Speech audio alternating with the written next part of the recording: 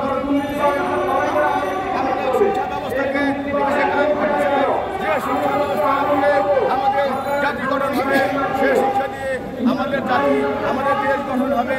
আমরা সেই শিক্ষা ব্যবস্থাকে গঠন করার জন্য আমরা আজকে বাণিজ্য মন্ত্রণালয় আমাদের সভাপতি মাননীয় প্রাকৃতিক ভাই অবস্থান করতেছে।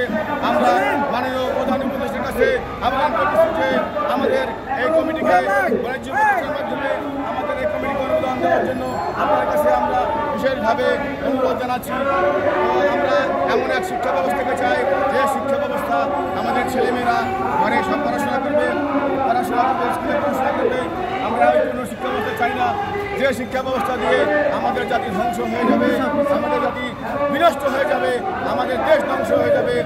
আমরা একটা কথা আছে যে আমাকে একটা শিক্ষিত দাও, আমি একটা শিক্ষিত জাতি দেবো, কিন্তু আমরা বর্তমানে সেই শিক্ষিত জাতি থেকে আমরা বঞ্চিত হচ্ছি।